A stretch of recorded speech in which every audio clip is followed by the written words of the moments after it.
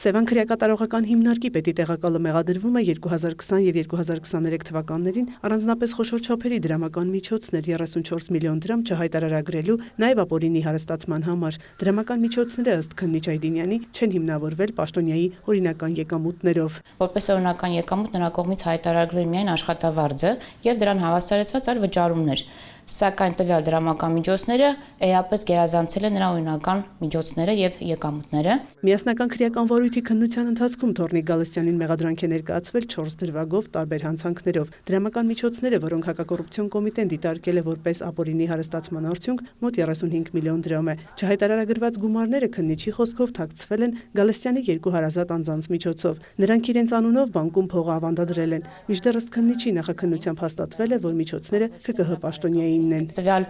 մեխանիզմը նրանց կողմից ընտրվել էր, որպեսզի թաքցվի իրական շահառուն ավանդերի գումարների։ Պաշտոնատար անձը հարցաքննության ժամանակ մեղադրյալի կարգավիճակով եւ որ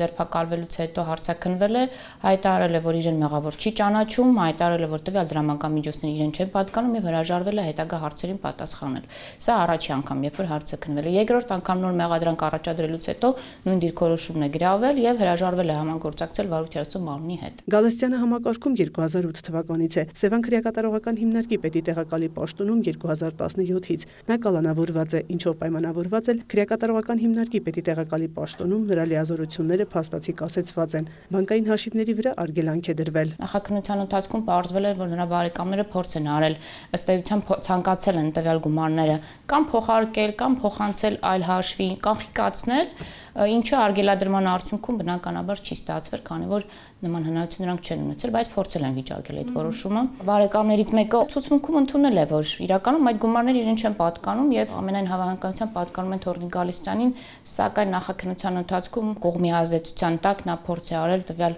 որոշումը վիճարկել ինչ-ինչ պատճառներով։ ՀԿԳ քննիչի խոսքով Գալստյանին մեղսագրվում են կոռուպցիոն բնույթի ծանր հանցանքներ։ Գալստյանի պաշտպան Պետրոս Պետրոսյանը մեղադրանքը հիմնավոր չի համարում։ Թորնիկ Գալստյանին մեղադրում են իր հարազատների անվամբ ավանդադրված գումարները իրեն պատկանելու եւ չհայտարարագրելու համար, որը իրականության հետ աղերս չունի։ Այդ գումարները պատկանում են իր հարազատներին եւ այդ հարազատների գումար ունենալու հանգամանքը հիմնավորվել է վարույթ իրականացնող մարմնի կողմից եւ դրա ծագման աղբյուրն է հիմնավորվել, հետեւաբար դա թաքցնելու որևէ առհասարակ իմաստ չկար։ Հետեւաբար այդ հանցագործությունը, որը մեղսագրում է Թորնիկ Գալստյանին, հիմնավոր չէ եւ դրա կապակցությամբ պաշտպանյալը դիրքորոշում է արտահայտել, որ իրեն մեղավոր չի ճանաչում։ Վարույթի նախաքննությունը ավարտվել է, գործն ուղարկվել դատարան։ Մայա Խաչատրյան, Մհեր Կիրակոսյան, լուրեր։